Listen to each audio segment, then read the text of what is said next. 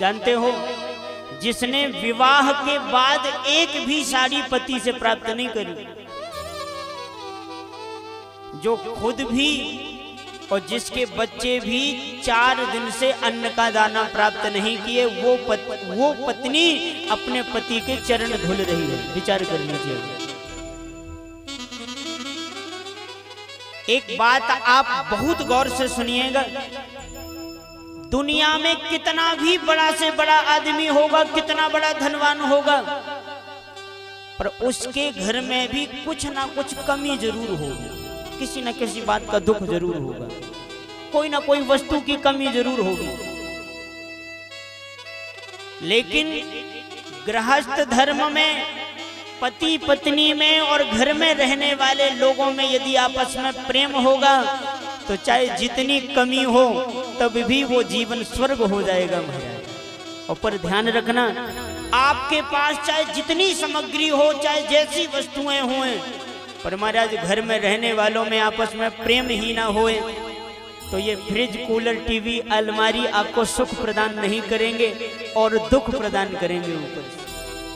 इसीलिए मैं एक बात हमेशा माताओं से निवेदन किया करता हूं और भैया लोगों से, भैया कुछ चीज की कमी और कुछ चीज की बढ़ी बनी रहती है, पर हृदय में आपस में प्रेम की कमी नहीं होना चाहिए। सुशीला ने चरण धुला और चरण दबा करके वो अब प्रार्थना कर रही है, पति से पूछ रही है, ननु ब्रह्मन भगवता सखा साक्षात् श्रियापति ब्रह्मण्यस्य शरण्यस्य भगवान सात्वतर सभ।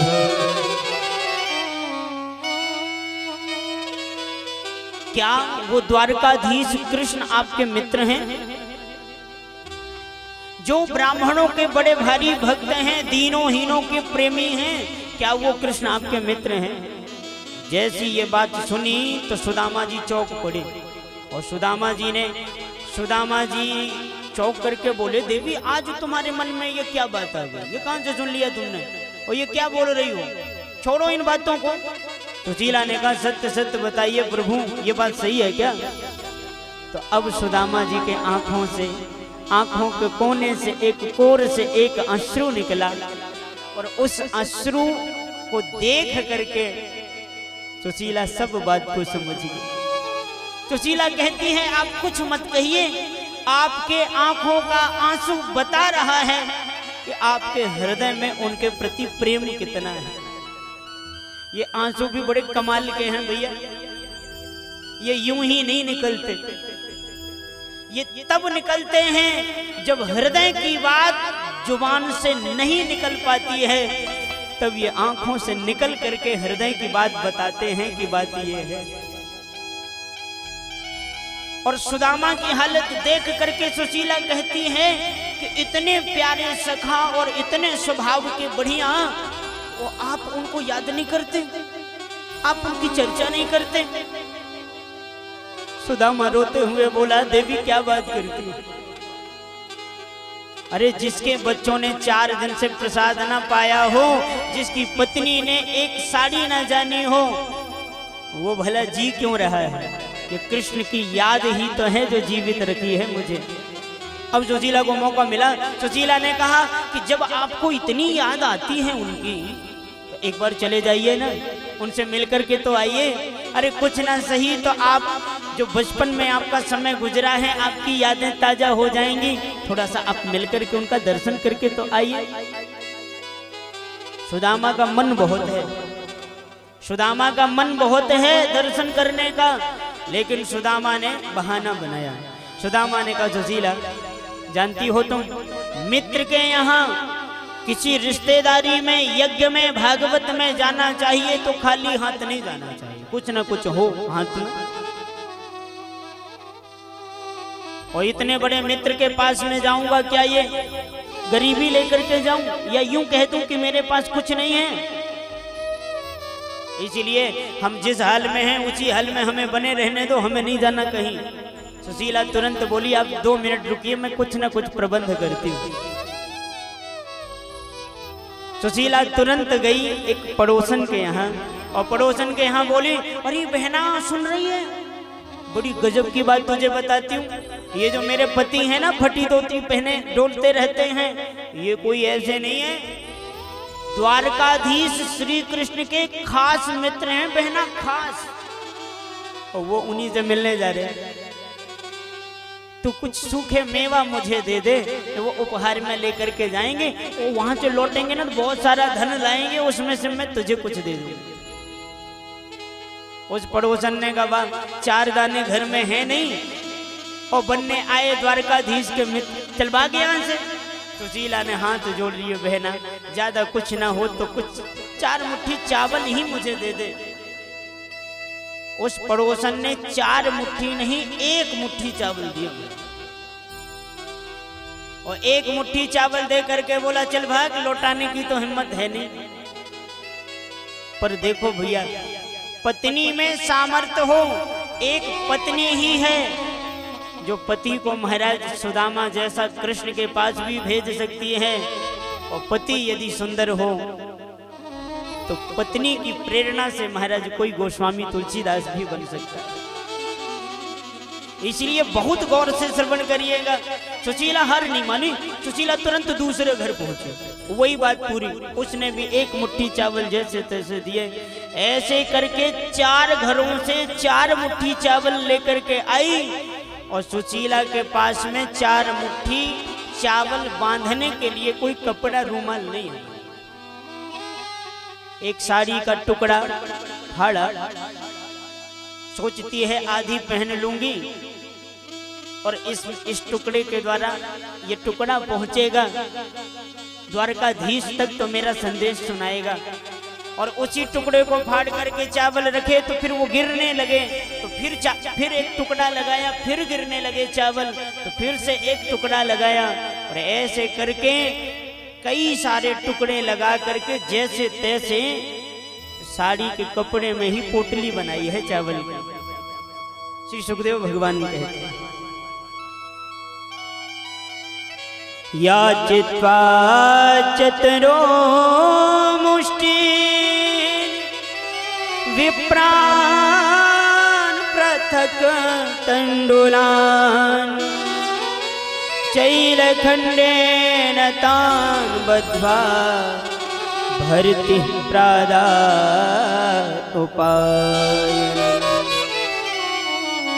उपायनम शब्द कहा है सुखदेव जी ने। उपायनम का मतलब होता है कि अनेक प्रकार से उपाय करके ये जो चावल लेकर के आई है सुशीला, पोटली बना करके और पति को देती है, और मन ही मन प्रार्थना करती है, प्रभु ये चावल नहीं, ये मेरा पत्र है, आप इसे जरूर पढ़िएगा, और निवेदन कर रही है प्रभु से। एक मास दुई पाख में 2 एकादशी हो, मेरे घर गोपाल जी नित्य एकादशी हो। सदैव एकादशी लगी रहती है माधव मेरे यहाँ, बस इतना बता दो कि कभी द्वादशी भी आएगी कि नहीं। सुशीला के द्वारा वो चावल की पोटली कांख में दबाई, और कांख में दबा करके और महाराज श्री सुदामा जी महाराज चल पड़े कृष्ण की ओर। सोचते हैं कि लाख कोच से की थी अपना गम ना दिखाऊं, लेकिन आज तुमने मन में ठाना है मुझसे मिलने का, तो आज तो मुझे आना ही पड़ेगा। अरे पत्नी के हृदय में बैठ करके तुम ही तो जबरदस्ती कर रहे थे कि जाओ आओ आओ सुदामा आओ, तो लो मैं आ रहा हूं, पर मुझे नहीं लगता कि मैं आप तक पहुंच पाऊंगा। चलने का प्रयास मैं कर रहा हूं, और पहुंचाने का प्रयास आप करोगे तभी तो मैं मिल पाऊंगा आपसे। और सुदामा जी शोक में भरे, और सुदामा जी महाराज चले रहे। सुदामा जी महाराज चलते चलते एक वट वृक्ष के नीचे शयन किए। संध्या का समय था कि इतने में ही भगवान ने महाराज अपनी योग माया के प्रभाव से दूर सोते हुए सुदामा को अपनी द्वारकापुरी के बाहर खड़ा कर दिया लाके।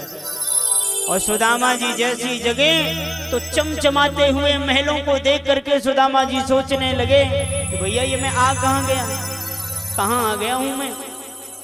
एक वहीं पास में व्यक्ति खड़ा था तो उससे पूछा सुदामा जी ने कि क्यों भैया ये कृष्ण कन्हैया का घर कौन सा है। उस व्यक्ति ने कहा कृष्ण कन्हैया, ये कृष्ण कन्हैया के बारे में तो हम जानते नहीं, कौन है ये कृष्ण कन्हैया। सुदामा जी बोले भैया वो यहाँ को राजा है, द्वारकाधीश कहो करें बापू। वो जो सुनने वाला व्यक्ति था बोले महाराज आप हमारे महाराज का ऐसे नाम ले रहे हैं। हमारे महाराज का नाम बड़ी सभ्यता से लिया जाता है। श्री श्री 1008 श्री राजाधिराज चक्रवर्ती सम्राट महोपाध्याय वासुदेव श्री कृष्ण। सुदामा जी बोले इतना लंबो चौड़ो नाम है गोबा को। अरे भैया हम तो गुरुकुल में कन्हैया कन्हैया कृष्ण कन्हैया कहो करते। अच्छा तू तो समझ गए होएगो ना मैं कौन के बारे में पूछ रहे हो। हाँ हाँ हम जान गए, तो बता कहाँ रहे वो। अरे महाराज ये चमचमाते महल, आप जहाँ चले जाओगे वहीं मिल जाएंगे, वो सब जगह रहते हैं। सुदामा जी ने सोचा कि कहाँ मैं ढूंढूंगा उनको, कहाँ जाऊंगा। देखो भैया ये जो आप गाना सुनते हो ना, अरे द्वारपालों कन्हैया से कह दो कि मिलने सखा बदनसीब आ गया है। एक बात बताओ, कृष्ण जिसके यार हो और कृष्ण के साथ जिसने शिक्षा अध्ययन की हो वो बदनसीब हो सकता है। अरे कृष्ण का नाम गा गा करके महाराज हम लोगों के ये जलवे हैं, तो जो कृष्ण के साथ पढ़ा है, साथ खेला है, खाया है, वो कैसे बदनसीब हो सकता है महाराज। किया क्या है हमने, केवल कृष्ण का गुणानुवाद गा गा करके महाराज। कथा कहने का कितना बड़ा फायदा है, सुंदर भोजन मिलता है और लोग बाग भी महाराज जी करते हैं। क्या फायदा है।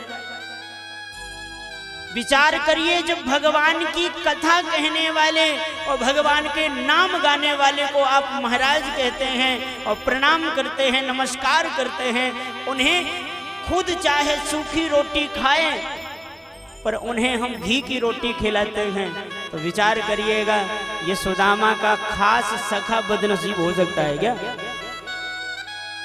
सुदामा ने, भागवत में वर्णन नहीं है इसका, सुदामा भागवत के अनुसार सीधे सुदामा जी अंतःपुर में पहुंचे भगवान के, कोई रोकने टोकने वाला नहीं।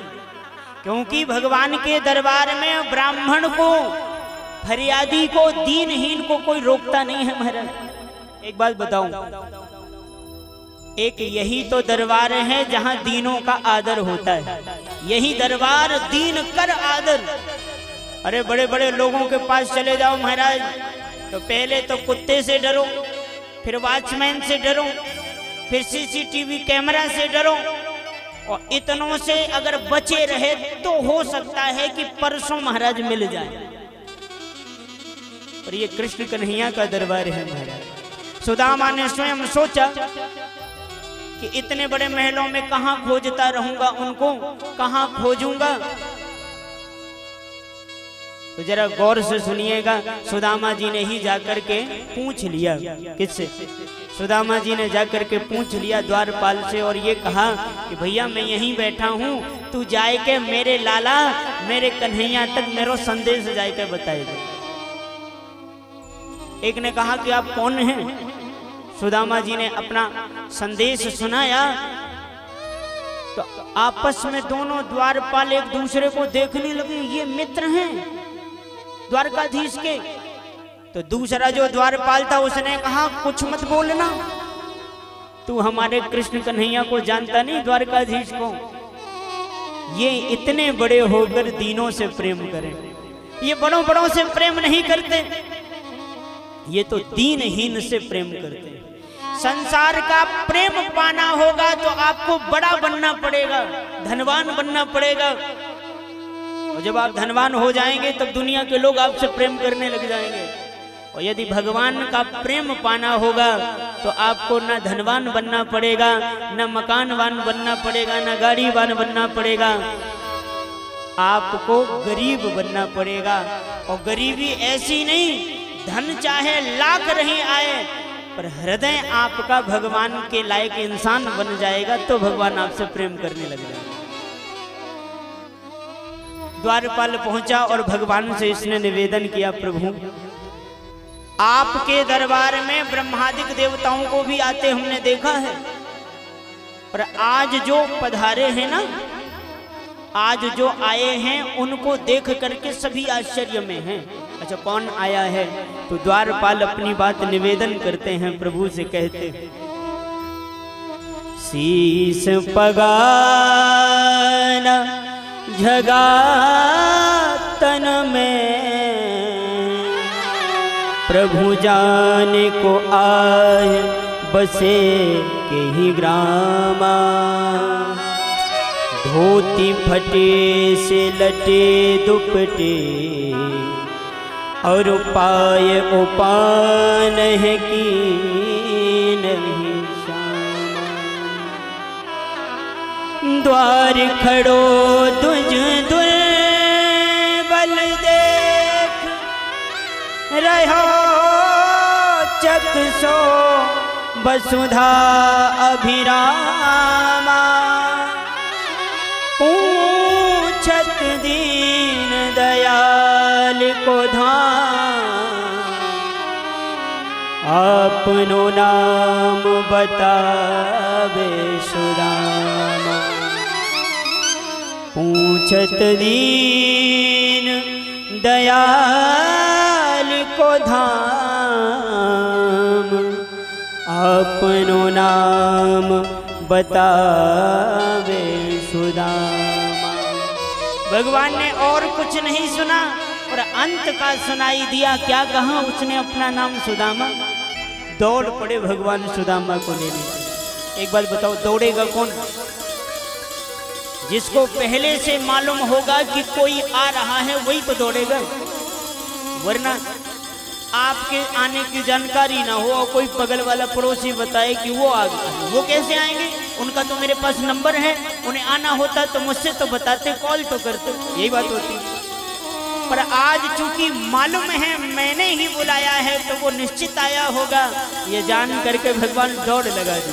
सुदामा सुदामा सुदामा सुदामा कह करके दौड़ पड़े माधव। सुदामा जी एक तरफ खड़े थे और जा करके सुदामा जी को भगवान ने अपने हृदय से लगा लिया। हृदय का आलंबन प्राप्त करते ही सुदामा जी जान गए कि ये मेरो कृष्ण कन्हैया हैं, बाकी अलावा और कोई ना है। और आज सुदामा ने जिन जिन लोगों के ताने सुन करके इसके आंसू निकलने थे और वो नहीं निकल पाए थे, उन सब तानों को याद करके और कृष्ण को गले लगा करके इतना रोया सुदामा, इतना रोया कि महाराज सुदामा जी के आंखों के अश्रुधार से भगवान का पीतांबर भीज गया, भगवान का पूरा विग्रह का अभिषेक हो गया महाराज आंसुओं से। और कितनी प्यारी बात है, जरा आप गौर करिएगा। लोग सुदामा को अभागा कहते हैं, गरीब कहते हैं। सुदामा से बढ़कर के दुनिया में भाग्यशाली कोई नहीं है महाराज। आप विचार करिएगा, अरे एक प्रेमी की तमन्ना क्या होती है? एक प्रेम करने वाले की तमन्ना सिर्फ इतनी होती है कि मैं जब रोऊं ना तो एक बार मेरा प्रेमी देख ले कि मेरी याद में कोई रो रहा है। आप विचार करिए,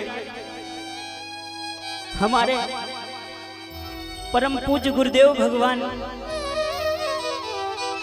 अब वो साकेत में है, अब उनके लिए कोई कितना भी रोए, हम लोग लाख रोएं, हजार बार रोएं, तो हमारे आंसू को अब वो पोंछने के लिए नहीं है।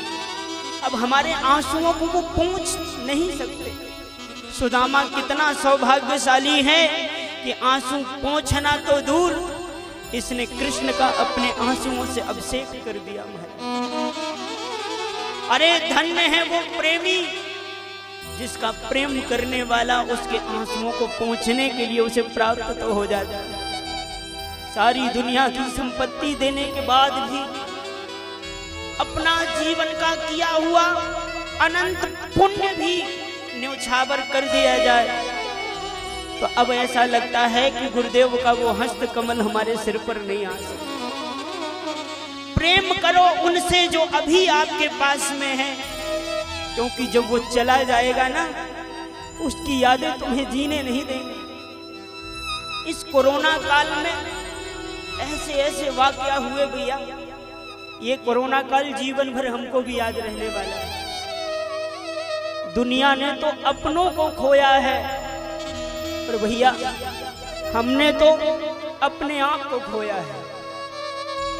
हमारे गुरुदेव भगवान भी इसी कोरोना काल में गए।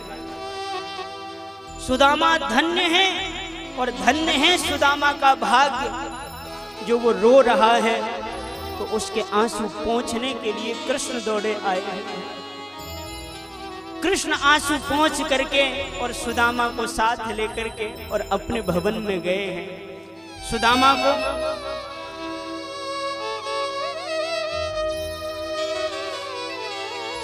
को भगवान लेकर के गए और सुदामा को भगवान ने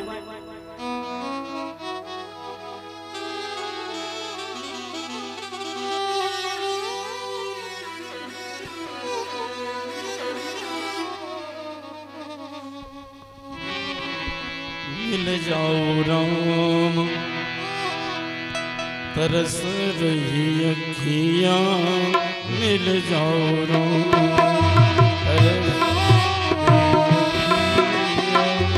मिल जाओ राम। सुदामा जी को भगवान लेकर के गए और अपने सिंहासन पर बिठाया और सुदामा जी को सिंहासन में बिठा करके आज आते ही सुदामा को भगवान ने अपने सिंहासन पर बिठाया।